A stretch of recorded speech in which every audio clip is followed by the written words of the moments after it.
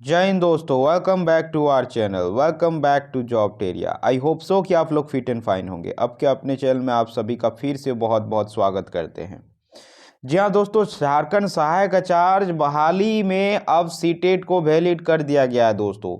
जी हाँ दोस्तों, झारखंड सहायक आचार्य बहाली जो 26,001 पदों की निकाली गई है उसमें सीटेट वाले अपियर हो पाएंगे। ऑफिशियल नोटिस यहाँ पे रिलीज़ कर दी गई है और इसी वजह से आपका जो है यहाँ पे 12 जनवरी पे जो आपका परीक्षा तिथि घोषित की गई थी उस तिथि में परीक्षा नहीं होने वाली है। यानी आपका अब सीटेट वाले को यहाँ पे आपको मौका दे दिया गया है हाईकोर्ट के आदेश के बाद। अब जेएसएससी की ऑफिशियल वेबसाइट में आपका जो है नोटिस स्प्रेड हो रही है, वायरल हो रही है दोस्तों। यहाँ पे निकाल दी गई है नोटिस जिसमें सीटेट वाले को जो है भर्ती बहाली में प्रक्रिया में शामिल होने का मौका दे दिया गया है।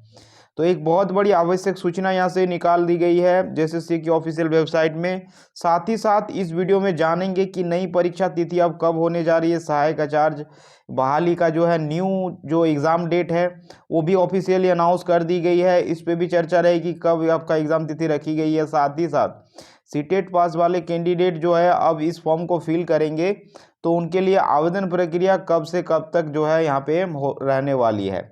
तमाम बातें इस पॉइंट पे डिस्कस करेंगे। साथ ही साथ मैं यहाँ सीटेट अपेयरिंग वाले कैंडिडेट के लिए भी जो है इस पे पॉइंट रखूँगा कि आपका अपेयरिंग वाले क्या इस बहाली में भाग ले पाएंगे कि नहीं। जो सीटेट को क्वालिफाई नहीं किए हैं यानी वो अपेयरिंग कैंडिडेट हैं तो वो क्या एलिजिबल है कि नहीं फॉर्म भरने के लिए। तो तमाम बातें इस पॉइंट पे चर्चा रहेगी। साथ ही साथ 2016 जेटेड उत्तीर्ण कैंडिडेट को क्या कुछ करना चाहिए इस पे भी चर्चा रहेगी। तो पूरे वीडियो को अंत तक वॉच कीजिएगा। एक एक पॉइंट यहाँ पे आपको यहाँ पे मैं डिस्कस करूँगा एक ऑथेंटिक वे में। तो चैनल पर अगर फर्स्ट टाइम जुड़े होंगे दोस्तों तो चैनल को ज़रूर सब्सक्राइब कर लीजिएगा, वीडियो को लाइक कर दीजिएगा ताकि इसी तरह की पल पल की अपडेट आप तक मिलती रहे, पहुंचती रहे। देख सकते हैं, सबसे पहले नोटिस को आप देख लेते हैं। तो नोटिस आपका जो है कल ही रात को रिलीज़ कर दी गई थी। मैं थोड़ा व्यस्तता की वजह से मैं वीडियो नहीं बना पाया तो उसके लिए सॉरी। बट यहाँ पे समझ सकते हैं सारी चीज़ों को, क्या कुछ बातें यहाँ पे सामने आ रही है नोटिस के थ्रू। यहाँ पे देख सकते हैं झारखंड प्रारंभिक विद्यालय प्रशिक्षित सहायक आचार्य संयुक्त प्रतियोगिता परीक्षा 2023 आवश्यक सूचना 13/2023 सूचना नंबर 14, जिसमें आप देख पाएंगे कितने केस किए गए थे और उस सभी केस का जो है समअप करके यहाँ पे जो है रिजल्ट को प्रकाशित किया गया है। तो यहाँ पे देख पाएंगे याचिका नंबर जो है आपका 2785/2023 झारखंडी सीटेट उत्तीर्ण अभ्यर्थी संघ बनाम राज्य सरकार व दूसरा केस दे सकते हैं 5559/2022 सूरज बिहारी मंडल एवं अन्य बनाम राज्य सरकार। एवं तीसरा केस आप देख सकते हैं 5697/2022 मोतीलाल लायक एवं अन्य बनाम झारखंड सरकार।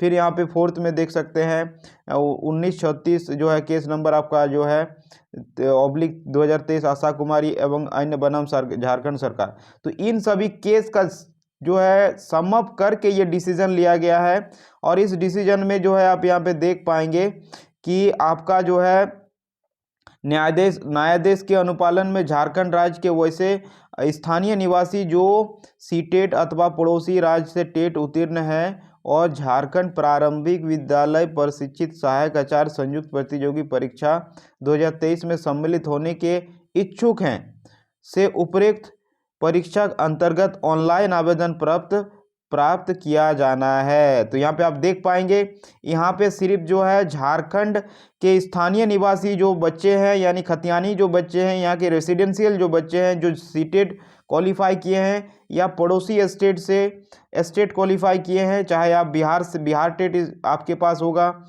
या फिर आपने यूपी टेट क्वालिफाई किया है या फिर आपने अगर इवन अगर आपका जो है बंगाल टेट क्वालिफाई किया है और आप झारखंड के हैं स्थानीय निवासी हैं तो ज़रूर आप इस फॉर्म को फिल कर सकते हैं। तो इन सभी के लिए जो है यहाँ पे देख सकते हैं कि आपका आवेदन ऑनलाइन प्राप्त करने की जो है तिथि यथाशीघ्र जो है जारी कर दी जाएगी। ऑनलाइन वेबसाइट जो आपका ऑफिशियल वेबसाइट है जो है जेएसएससी का, उस पर लिंक एक्टिव हो जानी है।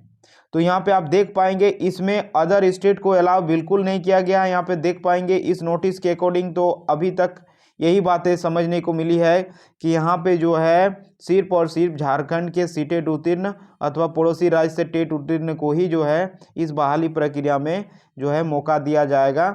और आवेदन के लिए जो है आपका ऑनलाइन आवेदन जो लिया जाएगा तो उसका ऑनलाइन लिंक शीघ्र जो है एक्टिव हो जानी है। साथ ही साथ यहाँ पे आप लास्ट पॉइंट को अगर समझेंगे तो इसमें ये बताया जा रहा है वही चीज़ कि 12/1 को जो आपका एग्ज़ाम रखी गई थी 12 जनवरी को, वो स्थिति में जो है अब नहीं होगी। अब एग्ज़ाम आपका जो कंडक्ट होने जा रहा है 10 फरवरी से आपका जो है यहाँ एग्ज़ाम होना संभावित रखी गई है। यानी परीक्षा की जो है टेंटेटिव डेट जब दी गई है यहाँ पे 10 फरवरी को दी गई है दोस्तों। तो इस डेट में भी देखिएगा, तो इस डेट में भी आपको जो है यहाँ पे ये एग्ज़ाम होना पॉसिबल नहीं लग रहा है। मेरे अकॉर्डिंग अगर चलिएगा तो 10 फरवरी को भी आपका एग्ज़ाम नहीं होगा, एग्ज़ाम और पोस्टपोन्ड होगी। एग्ज़ाम आपका मैं कह देता हूँ, एग्ज़ाम आपका मई मंथ में होना है। कुछ भी कर लीजिए, मई मंथ में आपका एग्ज़ाम होगा। तो आपको तैयारी के लिए आपको 3 मंथ का टाइम मिल रहा है, जो कि हाई कोर्ट के ऑर्डर कॉपी में भी मेंशन था कि सीटेट वाले एलिजिबल होने के बाद उन्हें 3 महीने का एटलीस्ट जो है समय देना चाहिए तैयारी का। तो बिल्कुल आपको मिलेगा। इस तिथि को फिर से जो है एक्सटेंड होना तय है। तो बिल्कुल यहाँ पे खुशखबरी उन सभी कैंडिडेट के लिए निकल के आ रही है जिन्होंने सीटेट क्वालिफाई कर रखा है और झारखंड सहायक आचार्य बनना चाहते थे, उन्हें मौके नहीं मिल रहे थे, तो इसके थ्रू उन्हें मौके दे दिया गया है। अब सबसे बड़ी सोचने वाली बात यह है कि अपीयरिंग कैंडिडेट जो सीटेट अपीयरिंग कैंडिडेट है उनका क्या होगा।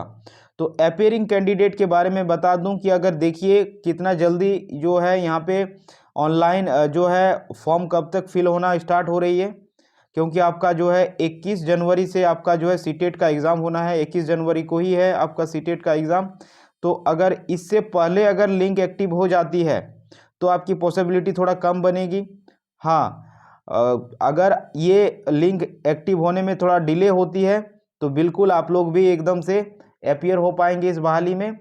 तो आप लोग भी बने रहें, इस बार वाला सीटेट को अच्छे से प्रिपेयर कर लें, क्योंकि फॉर्म भरने में लगभग जो है आपका 2 वीक का तो समय ज़रूर दिया जाएगा। तो देखिए कब तक लिंक एक्टिव होती है। आप लोग भी एक तरह से आप लोग भी मौके पे ही हैं। अब बात कर लें अगर जेटेट क्वालिफाइड कैंडिडेट जो पहले 2016 और 13 में जेटेट क्वालिफाई किए हैं तो उनका अब क्या।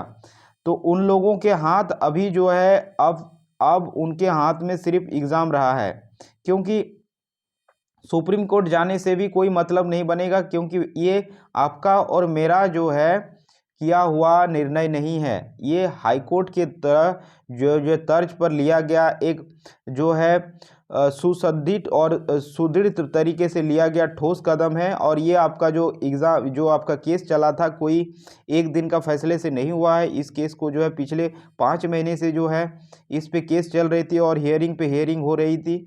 तो ये सोच समझ के लिया गया डिसीजन है। तो मुझे नहीं लगता, मेरे अगर पॉइंट ऑफ व्यू से देखा जाए तो आप लोगों को जेटेट क्वालिफाई कैंडिडेट को अभी जो है प्रिपरेशन ही करना चाहिए। और क्योंकि अब जजमेंट हाई कोर्ट का आया है और जजमेंट जो है सबको मानना होगा, क्योंकि हाई कोर्ट सबके लिए बराबर है और उन्हें एक न्याय संगत यहाँ पे अगर देखा जाए तो यहाँ पे जो है डिसीजन लिया है। लेकिन हाँ, 2013 और 16 के लिए थोड़ा सा पेनफुल है, मैं भी समझ सकता हूँ इस बात को, लेकिन कुछ किया नहीं जा सकता। अभी आपको जो है प्रिपरेशन ही करना होगा। तो आज की यही अपडेट थी दोस्तों। Thanks for watching.